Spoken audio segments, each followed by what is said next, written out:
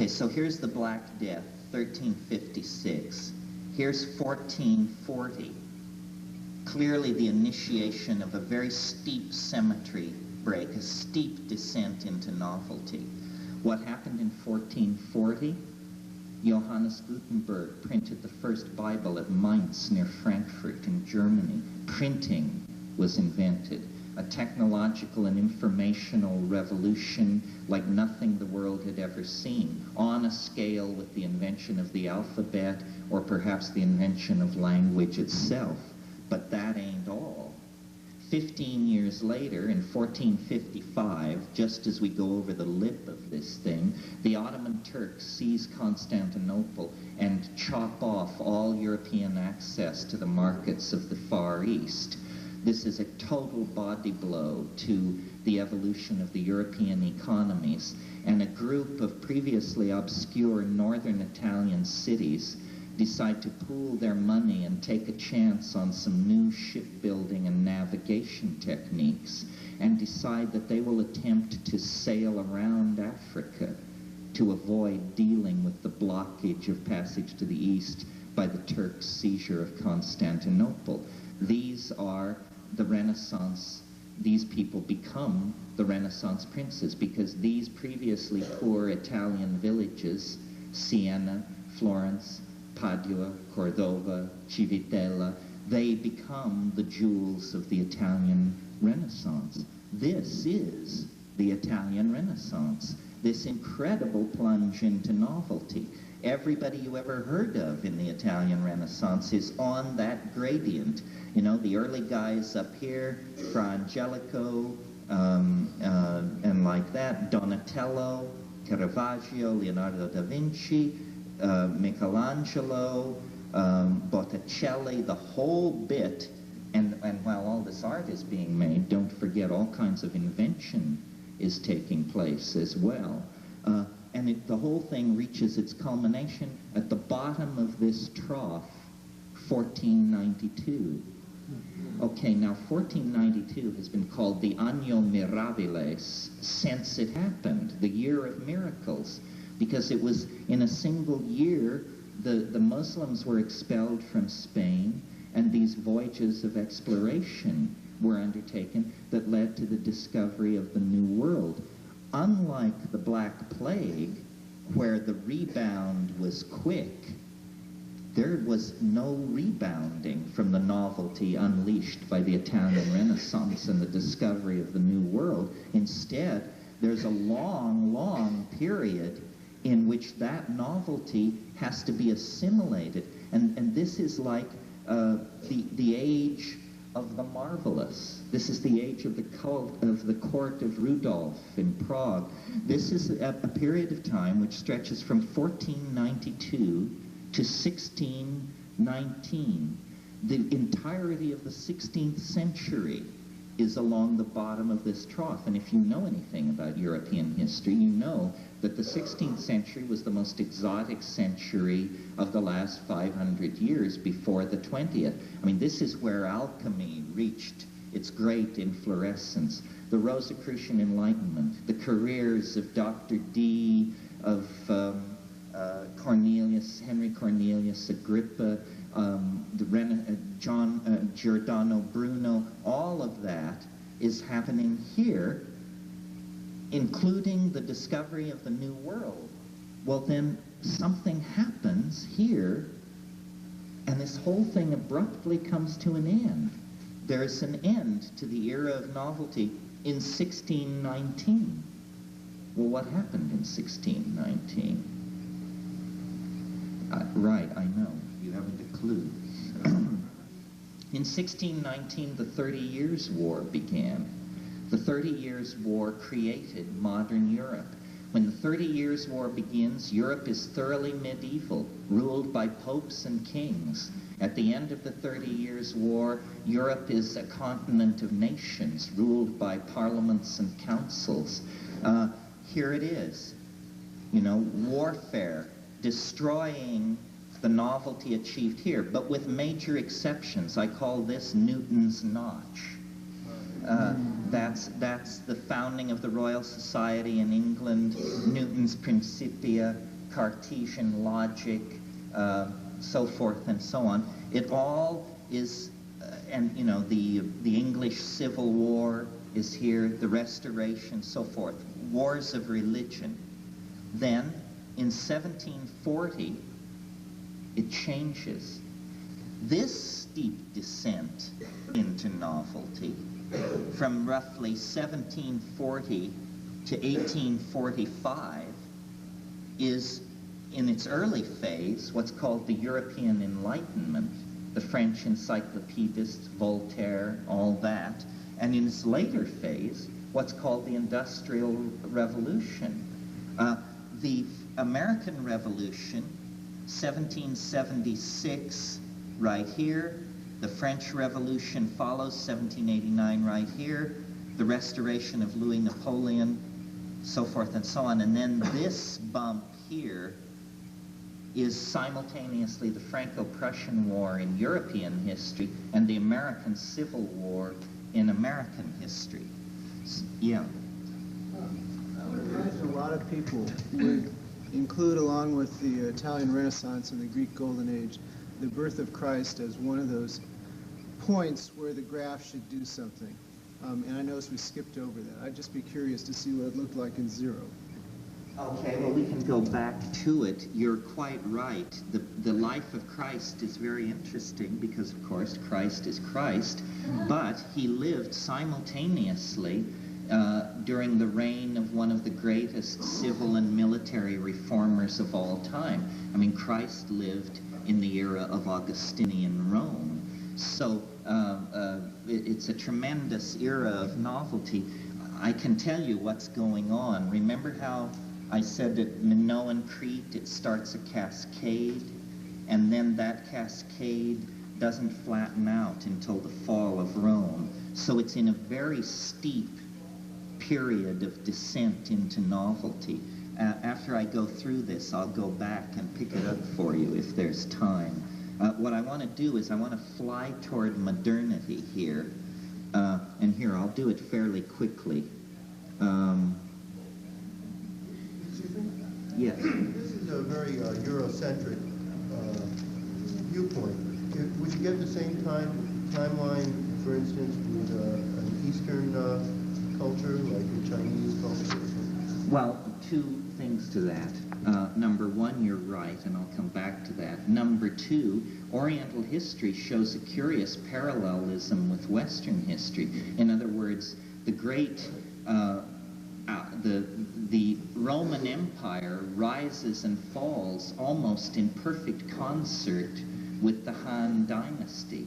So, you know, you can say it's Eurocentric, although the Islamic role is strongly accentuated. I agree that it's Eurocentric. What kind of world are you living in? A Eurocentric world.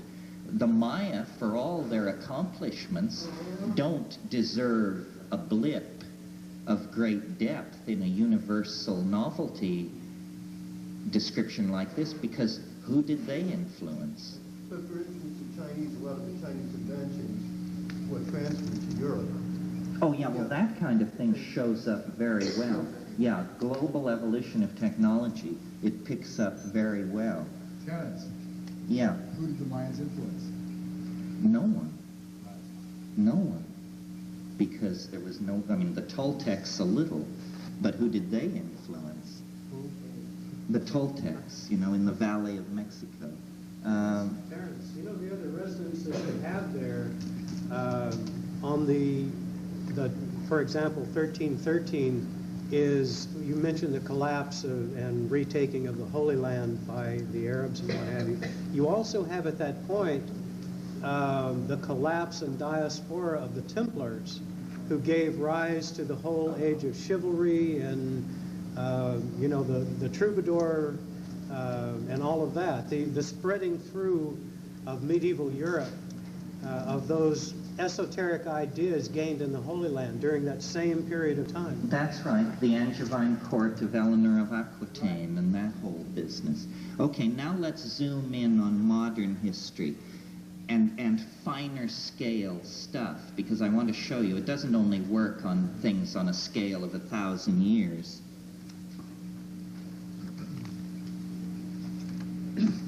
Okay, there's 715 years on the screen, 357 years on the screen, 178, 89 years. Let's look here for just a moment. This is from 1906 to 1996. This is a good place to show you how the resonances work. Remember how I talked about Chaldea, Babylon, and then Egypt at the bottom of the trough of history's fractal mountain? Well, what's at the bottom of that trough here? 1933. What? WPA? Well, WPA, I hadn't thought of that. Large-scale building projects, right? WPA. How about this? A cult of a godlike leader, a fascination with overscale architecture, a tendency to mistreat Jews. What have we got here? We've got Nazi Germany. The word Führer and the word Pharaoh are actually etymologically related. The static, monolithic, slave labor style of ancient Egypt is recreated inside the Third Reich. Is that not weird, I ask you? Okay, so this is the early 20th century, relativity, this descent into novelty. Relativity, 1906. Quantum, Dada, 1919. Surrealism, the Manifesto, 1922. The Copenhagen Conference on Quantum Physics, 1923. The, radio, all of it, powered flight, blah, blah, blah, blah. World War, the Third Reich, then World War II fought across the bottom of this trough here, ending in the explosion of the atom bombs. Now, after World War II, what people were interested in was literally a return to normalcy. It was called that, the return to normalcy. We've whipped Hitler, we've called down the power of the stars upon our enemies. Now we just want to go back and marry the girl next door and barbecue and buy some tube furniture and get a Chevy and make nice. Make nice. And here it is, a period of traditional activity, recidivism, conservatism, so forth and so on. And now I'll zoom in a little more. Before I do, the early 1960s here, and then right here, right at the top, no, landing on the moon. Landing on the moon, the hippies, LSD, the whole ball of wax. I mean, basically at the very, very top of this thing, to the day, the human being in the Panhandle in San Francisco. Now, if that doesn't confirm my own inner agenda, I don't know what possibly could. Here, let's go in and have a look at it.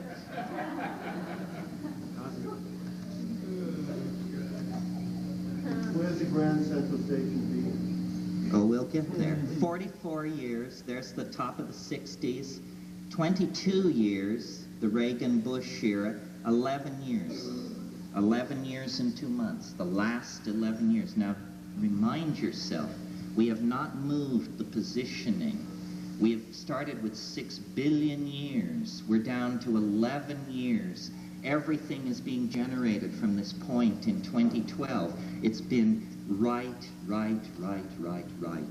And now, the last 11 years, from 83 to 94.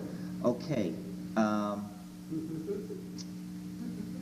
This is, in resonance, the fall of Rome. In fact, the end of the Reagan era. This point here, well, I'm going to go in one more scale, because I want you to see this.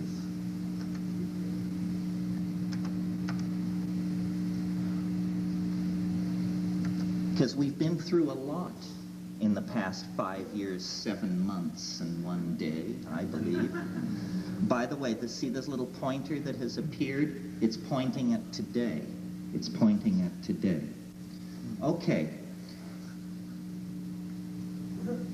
Let's go through these low points.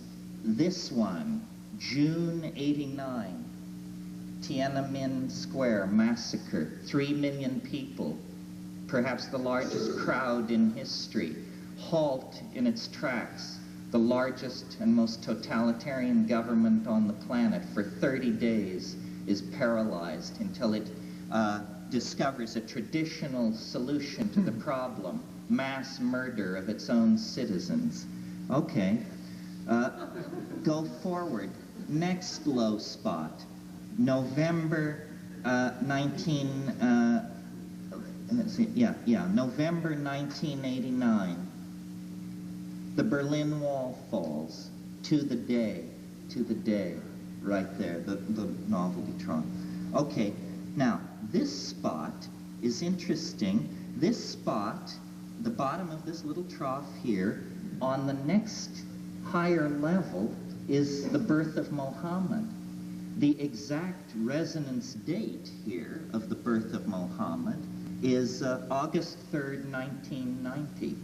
Saddam Hussein seizes Kuwait on the day of the resonance of Mohammed's birth. So and Mohammed died. Did he know that? Over here. No. They never know. Mohammed died here. So here's the seizure of Kuwait. Then remember all the breast beating and the moving of troops around and all that. That goes on up to here. Then this is the issuing of the UN ultimatum, which made war inevitable. Here is the air war, this descent here, early January 1991. The ground war, and if I were to blow up the bottom of this slope for you, you'd see that it's wildly fluctuating on the fine scale. But the land war is there. Okay. Next low point, August 1991. The kidnapping of Gorbachev and the first Soviet coup d'etat right there. I'm going to skip over this one because the only interesting thing that happened there was that two interesting things happened, actually. Food of the Gods was released that day. And I hate to tell you, but Ross Perot went on Larry King and allowed as how maybe he would run for president. Okay, then this low point here, wait a minute, let me make sure I've got my ducks in a row. Let me use the pointer, actually. See, this tells me the exact date. Can you see that pointer? How's the Mac version? There's Clinton's election, right there, in that low trough. And as you see, then we have come up. We've come up. Today, what was the date of the LA earthquake? January what?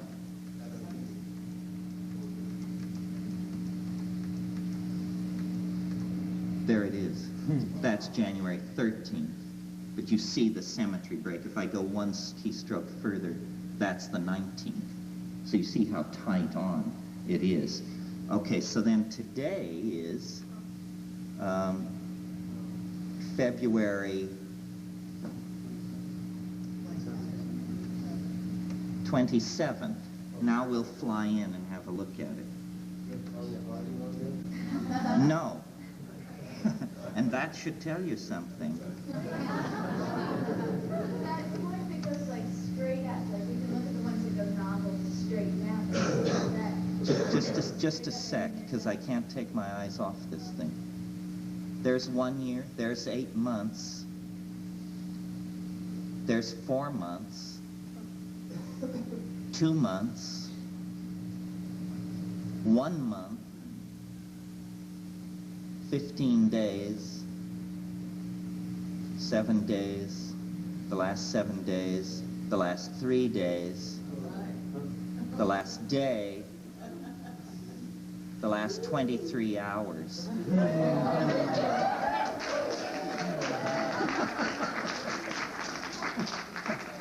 Now,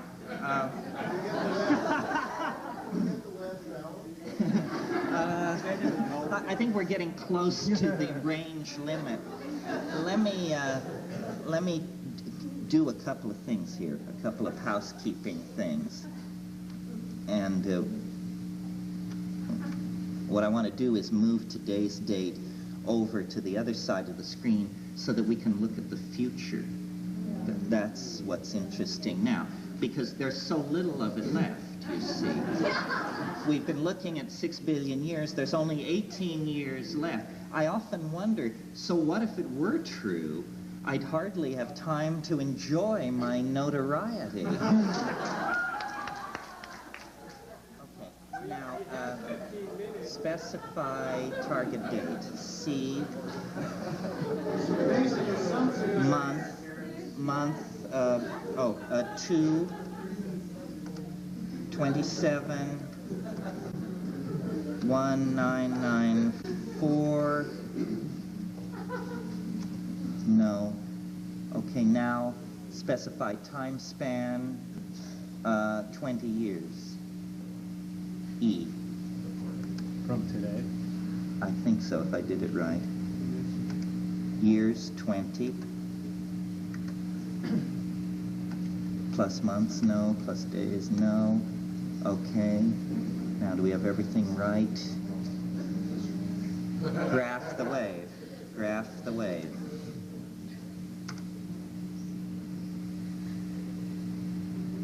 Yes. Oh. Okay, now see the pointer over here? That's pointing at today. Now remember how I said the impact on Jupiter was the week of July 21? Let me run the pointer forward. There is August 5th, 1994, and the one stroke back, the 16th of July, 1994. See, it's right there. Now, the reason I wanted to show you this, other than just the razzle-dazzle of the future, is look what's coming.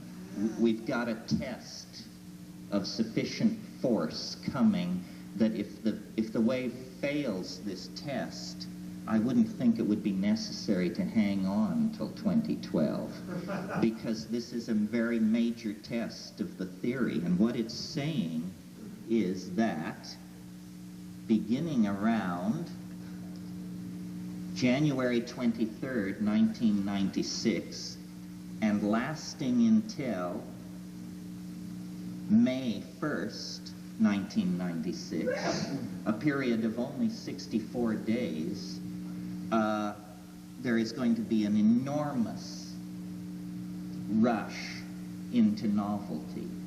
And I have no idea what we're looking at. We could be looking at revolution in China, AIDS cure, planetesimal impact, Hawaiian independence, or all of those and more.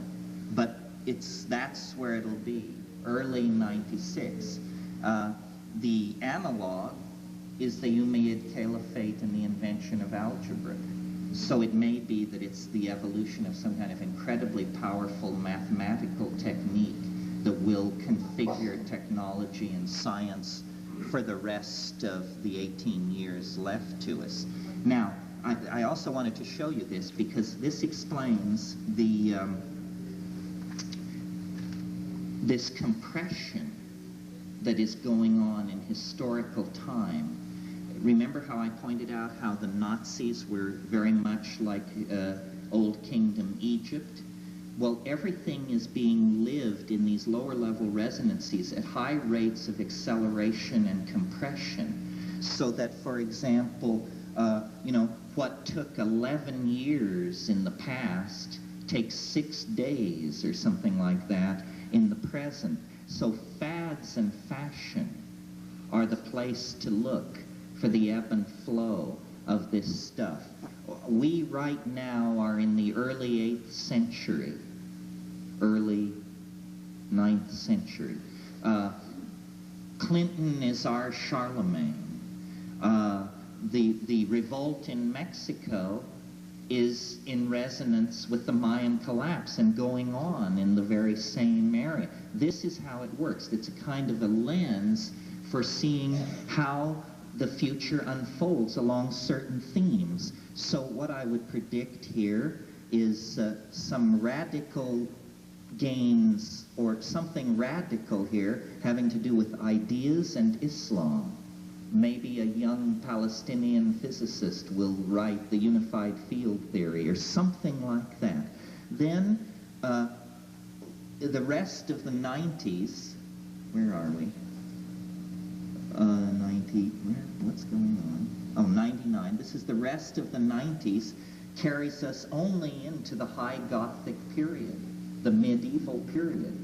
Well, for sure, the fundamentalists are just going to camp on the millennium. I mean, they truly believe that Jesus is coming. So, you know, this whole period around 2000 will be monopolized by Christian rhetoric and hoopla.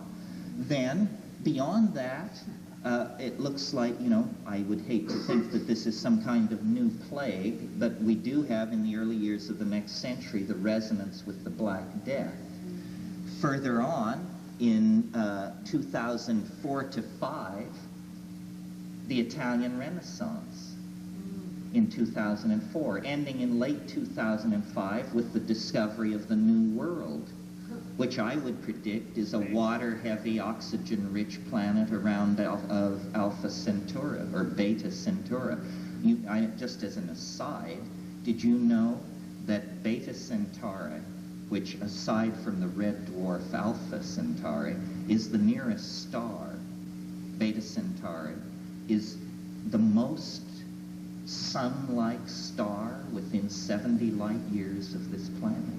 It's incredibly sun-like, 1.1 solar masses and burning in the same part of the spectrum as the sun. It's entirely possible that in 2004 we will have sufficient instrumentality that if there are planets around Beta Centauri, they will swim into view. And if they're water-heavy and oxygen-rich, we will have discovered the new world. Or it may be, you know, that somebody constructs a doorway into DMT land or something else. But 2004, the discovery of the new world. 2009, the equivalent of the Industrial Revolution. And then all of the 19th and 20th century compressed into the next 2 years, leading to the spin down. Because the shortest cycle is not 67 years, 104.25 days. There are shorter cycles. There's a 384-day cycle that will begin 384 days before December 21st, 2012, and that into 384 days will pack all the resonances of all previous cycles.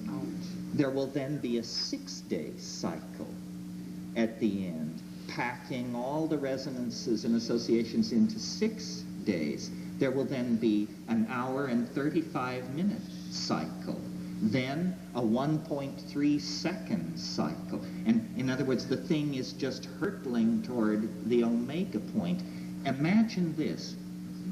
If you had a universe like the kind of universe I'm describing that was 72 billion years old and that had 27 levels of spiral involution built into it with a collapse factor of 64, dig this, then half of its becoming would occur in the last 6.5 hours of its existence.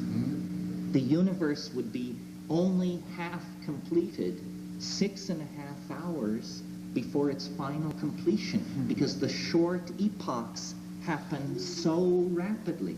So this is what I think lies ahead.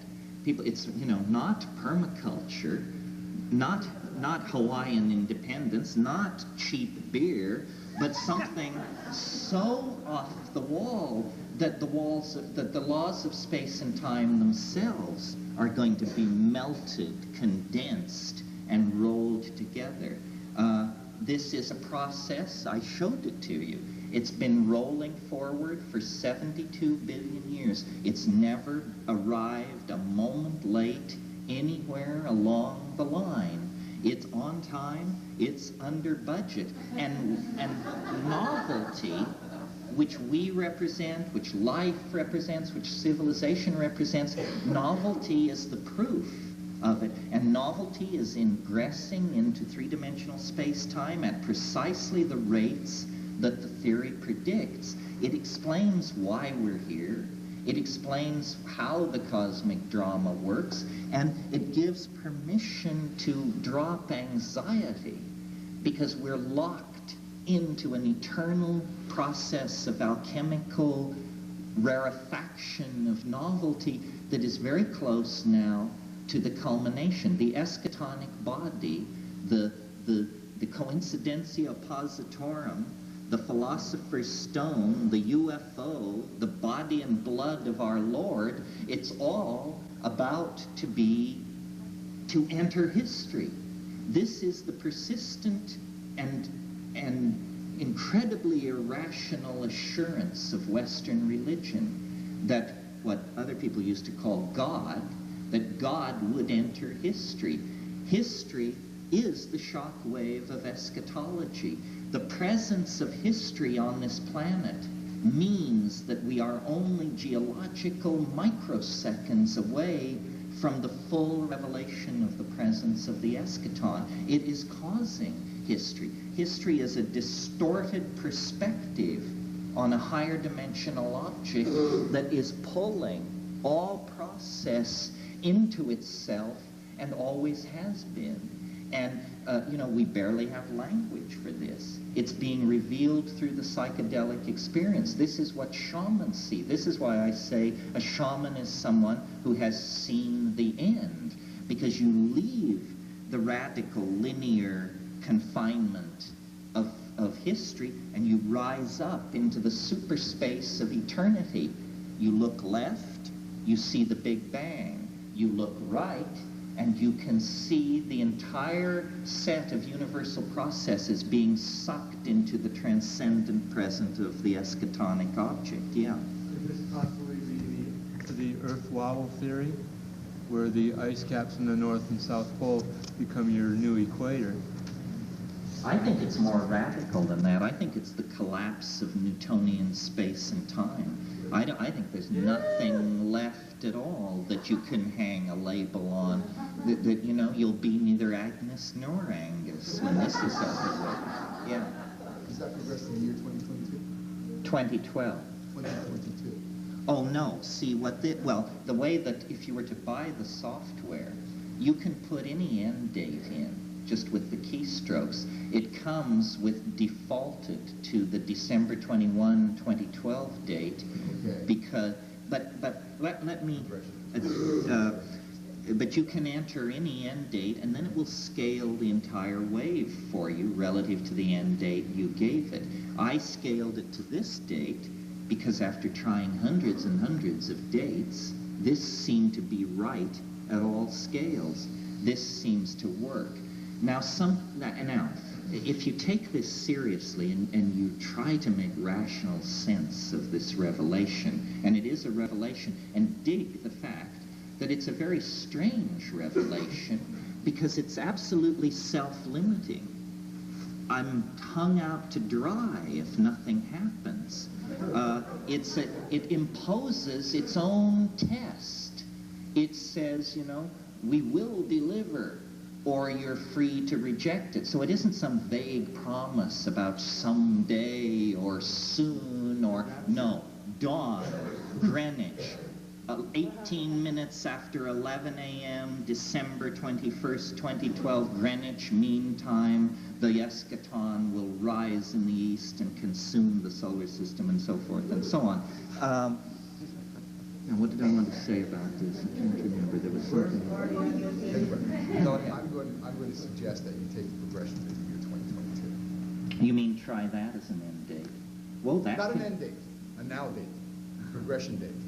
Well, let me explain to you, like short of the absolute consummation of the world and the ascent into the angelic imperium, how could this be fulfilled? How could this be fulfilled and be true and yet somehow not leave no stone upon another? New war. No, nuclear war is a recidivist return to hell. Here's the one thing that could happen, as I see it, that could fulfill the prophecy and yet leave three-dimensional space and time intact. One thing I've noticed about the wave is that it's excellent at predicting the evolution of technology. Technology and novelty are very closely related concepts in the cosmos of the time wave.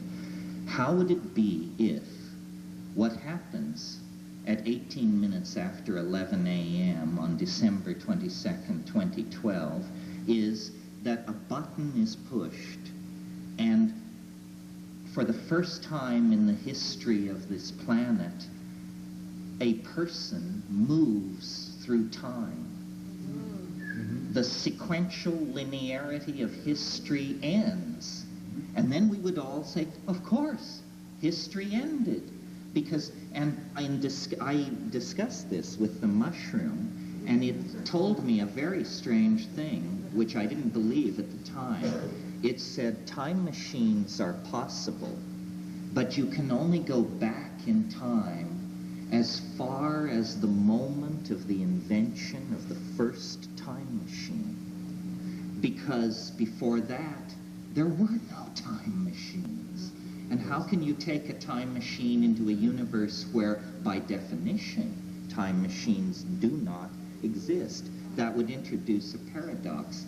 So then I thought about it, and I thought, and follow me through on this, I thought, aha, here's the picture. It's a few moments before sunrise in the Amazon, December 21st, 2012 AD, at the World Temporal Institute. The first person is about to be sent into the future. The Lady Temponaut is strapped into the machine in full view of a worldwide three-dimensional virtual reality hookup. Everybody is watching. A brief speech is made, a countdown from 20, a button is pushed, and off she goes into the future. Now, the interesting question at this point, I think, is what happens, to use an obsolete word, next? What happens next? And I think in that kind of a universe, what would happen next is that thousands, tens of thousands of time machines would begin arriving at the end of the time road. They would have come back to see the first trip into time. They would arrive from all points in the future at the end of the road to witness the first time travel. Now, this idea lasted for about 24 hours. And then I realized there's a problem here. There's something called the grandfather paradox that is always introduced in discussions about time travel. And it is this. If you were able to travel back in time, you could kill your grandfather. If you killed your grandfather, you would not exist. Therefore, you could not have traveled back in time and killed your grandfather. Therefore, we're hung out to dry here on some kind of a paradox. And the only way around that paradox, because you see in the kind of time travel the mushroom says is allowed, the traveling back to the moment of the first time machine's invention, you could still have a grandfather paradox. Because if your grandfather was born in 2022 and you were born in 2080, on your way back to 2012, you could stop in 2025 and kill your infant grandfather. So what do we do about this? The solution is this. When the button is pushed, when the Lady Temponaut sails off into the future, what happens is not that time machines arrive instantly from all points in the future. Something much more radical happens. The rest of history happens instantaneously. It all happens instantaneously. There is a collapse of the illusion of linear time. I call this the God whistle. What you do is you sound this shrill tone, and the rest of universal history is like magically removed, and the next serial moment is the last moment in the history of the universe, and you go into the highest state of evolution that the universe can achieve in its entire history. So what this is a kind of fast-forward button. You think you're inventing time travel. What you're really inventing is a button which causes the rest of time to happen instantly, and then the entire global civilization moves into eternity. It's a curious thing, but hey, what isn't? Yeah. How do you relate this to apocalyptic theory, to second coming, to... Excellent question. Here's how I relate it to it. Through the resonances that we've been looking at here, it's clear that if time is this kind of fractal that I'm talking about, then it's a series of embedded modules that are complete within themselves, so that the entire history of the universe is in some sense recapitulated in every minute, every hour, every day, every year, every century, is a recapitulation or an anticipation of the highest cycle of time. So a Christ, a Buddha, a Mohammed is simply a person who stood in a certain geometric relationship to the object at the end of time. You know how you can stand on a hill and the glass windows of a house across the valley will be blinding, but if you move just a few feet, it disappears into the general environment. These are people who were as ordinary as you and me, except for their perspective on the eschaton. And these were the biggies: Christ, Buddha, Mohammed. Every single one of us, from, you know, Joe Shako Guru to you and me, we all have a perspective on the eschaton. It's within us. Genetic encoding. Bingo. Anticipation. So everything that, so the promise of Western religion, well, here's the way to think of it. Think of the eschaton, this object in eternity, pulling everything toward itself. Think of it as one of those mirrored balls that they hang in discos and spin, you know? And you know how it causes moving lights on the walls? Those are reflections of the bar ball, but they're distorted reflections. And all reflections are distorted. So David Koresh's version of things, Charles Manson's version, Buddha's version, Hitler's version, Christ's version, everybody's version is slightly, or more than slightly, tweaked. Including mine, of course. All versions are tweaked. But the closer you get to the end of the road, the less tweaked the versions are, because the radiance of the thing is growing in power. So a shaman 50,000 years ago in his cave in the south of France taking mushrooms, he looks forward and there's a dim glimmering, a something, a transcendental hope, a possibility.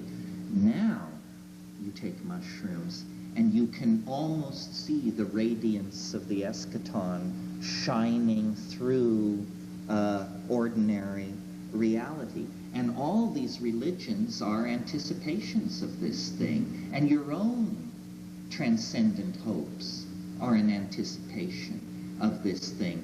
We can tune into the eschaton, and this is what psychedelics are. That's why I said a shaman is someone who has seen the end.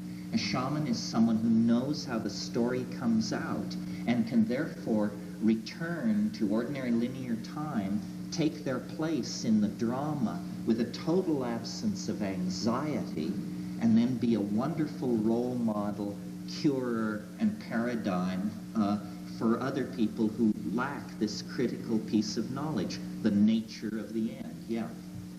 Would it be your suggestion that at 11 a.m. on December 21st in 2012 to be heavily dosed? Well, it's like raising a lighted match to greet a supernova. Yes. It seems to me that the basic paradox between traditional scientific thought and what Rupert is talking about, you're talking about, Abrams is talking about, the people in quantum physics, Goswami and those guys, revolves around the issue of teleology and the rejection of teleology, and this causes the absolute collapse of that denial that something in the future can influence and cause an event in the past. And that is the philosophical peg around which all of this is wound. That's right. Let me explain what's being said here. Teleology is a fancy philosophical word for purpose. If you have a telos, you have a purpose. And it has been very, very important to modern science to remove teleology from its explanations.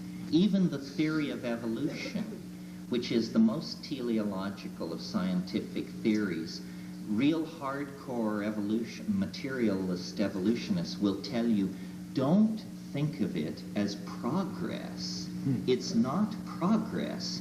It's random mutation being acted upon by selective forces in the environment. But don't think that an elk is more advanced than an amoeba, or that a gray whale is more advanced than a sponge.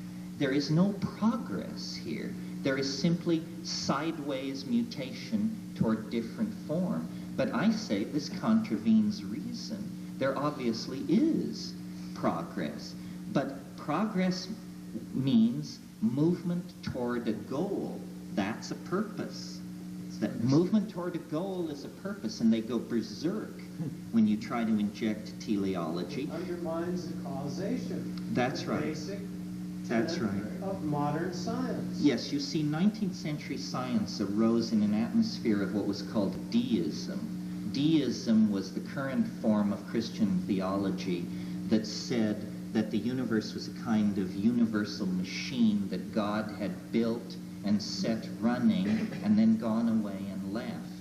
And the 19th century Darwinists and the Wallaces, they wanted to get away from teleology, so they built logical systems where everything proceeds from cause to effect.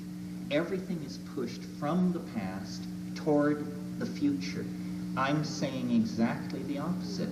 Using the new language of chaos theory and dynamics, I'm saying the future contains an attractor, a kind of energy low point in the topology, and history is like releasing a ball bearing on a stretched rubber sheet that has a low point. Where will the ball bearing roll? Where will it end up? In the low point. And it may even circle around the low point as it rattles down into the bottom like a pinball in a pinball machine. This is perfectly reasonable. It's just incredibly unwelcome in the domain of science. But I think that science has betrayed itself by not admitting that over all scales of time and all scales of phenomena, novelty is being conserved, is refining, building upon itself, and accelerating its approach toward an ideal state of perfection, and that is this eschatonic body. Yeah. You said that science is betraying, it doesn't want to, but the 264 is also found as a major number in computers, technology, which is a culmination of science, and also genetic code, DNA.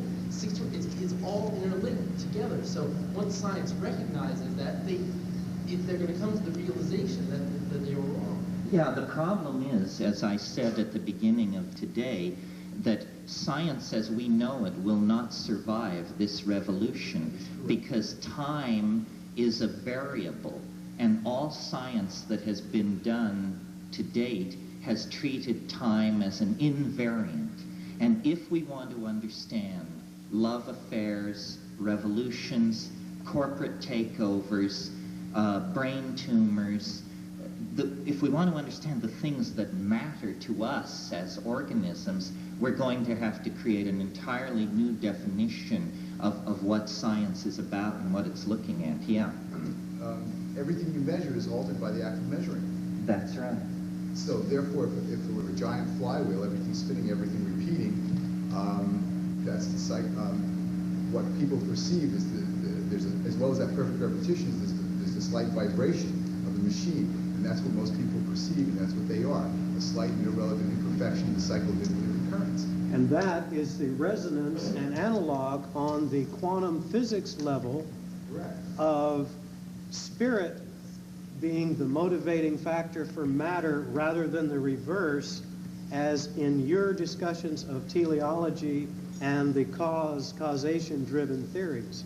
You see where? That's right. That's why there are 64 species of time. That's why DNA is the way it is. DNA is like iron filings arranging themselves in the presence of a deeper magnetic ordering field, the principle of 64. That's the 64 hexagrams are mental categories, iron filings on a different level, but all configuring themselves to reflect these universal principles of hierarchical ordering and interrelatedness.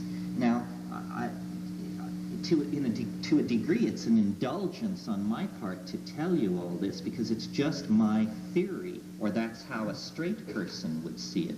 From my point of view, this is what the mushroom said. From the mushroom's point of view, this is square one. This is what you know if you know anything. This is what you know if you've ever been off the block. Of course you know the nature of space-time, matter, and energy. Yeah. As an astronomer can explain it to me that in the beginning of the creation of the universe, everything passed through a single point. And what I'm beginning to hear from you is it's almost like you've seen creation backwards, where we're coming to the beginning of time, going through the central point. So it's actually coming, it's telescoping back to the origin of where everything began. Yes, the scientific theory is called the Big Bang. The theory I've put out this morning I would call the big surprise. And the big surprise comes at the end and not at the beginning, yeah. Well, what I'm seeing is that there really is no beginning or end. What you're saying is where we're going is to the eye of the form, the eye. We're going outside the cycle of cause and effect. Exactly. And the thing is, haven't you all noticed that people being amanita, muscaria, magic mushrooms, psilocybins, and smoking hemp on a massive scale is exactly coincided with the advent of ecological concern? Now, there's a tale your biology teachers never told you.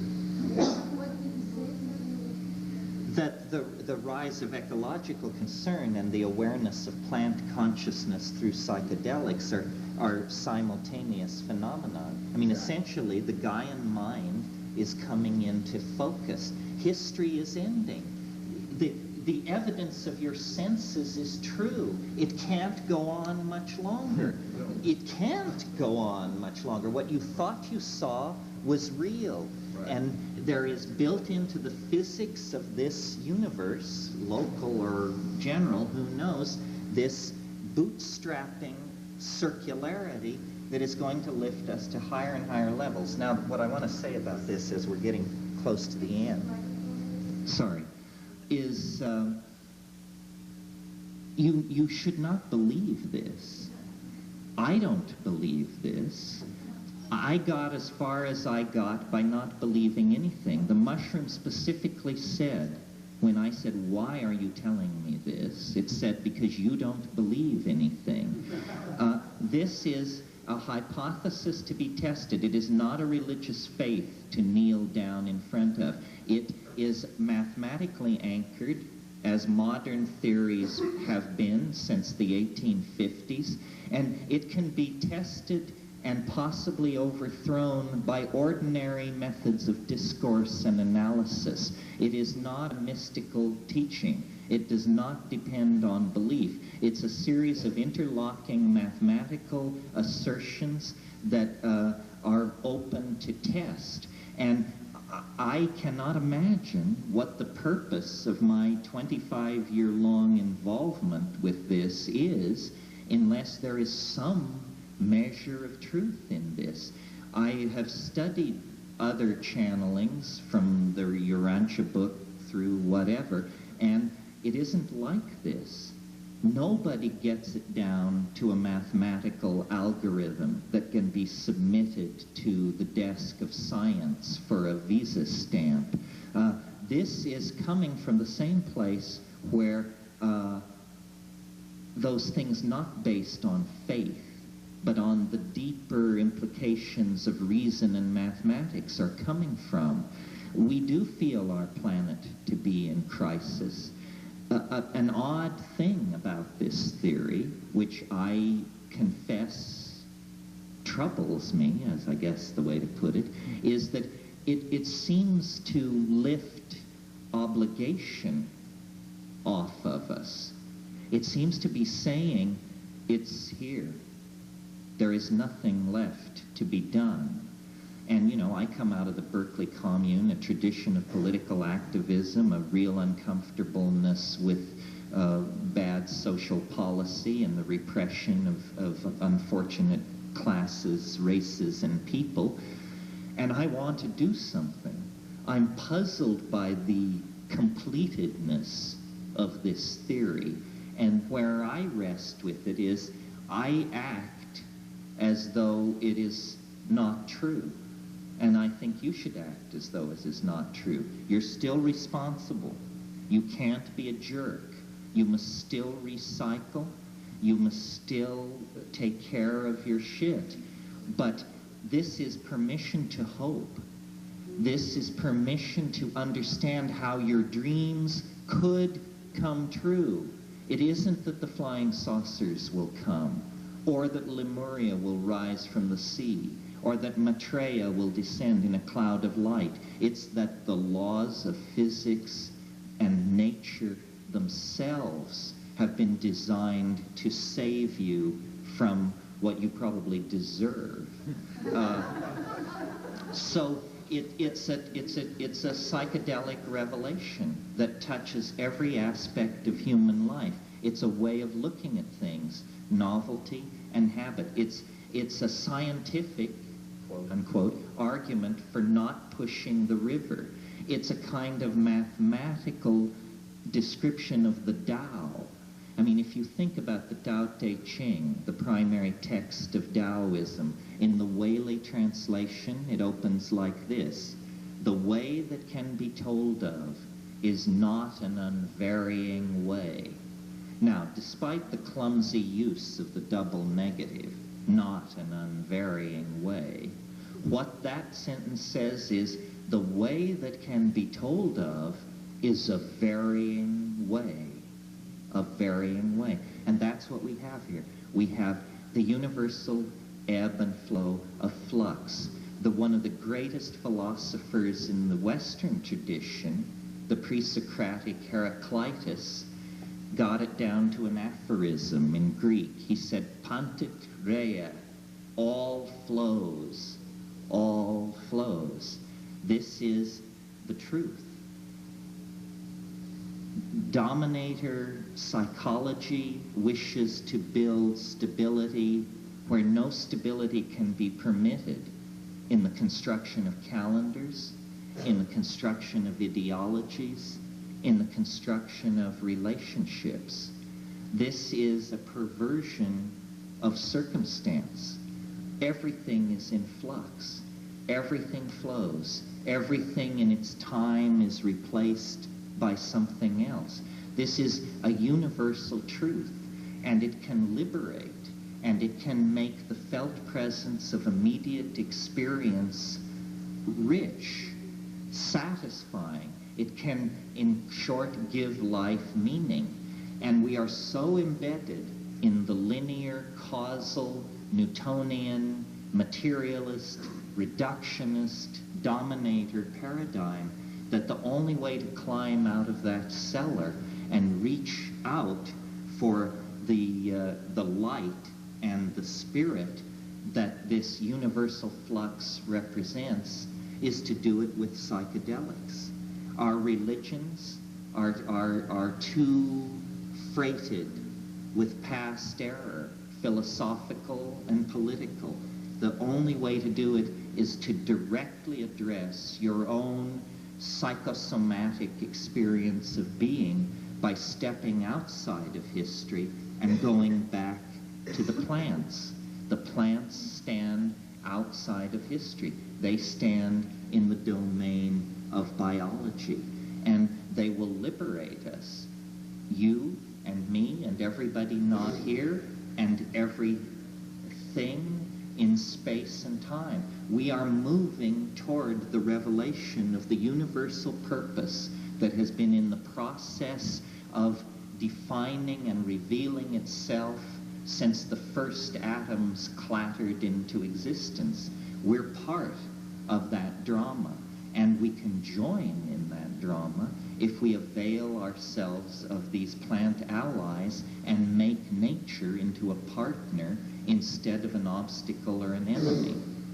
And that's all I have to say about this. Thank you very much.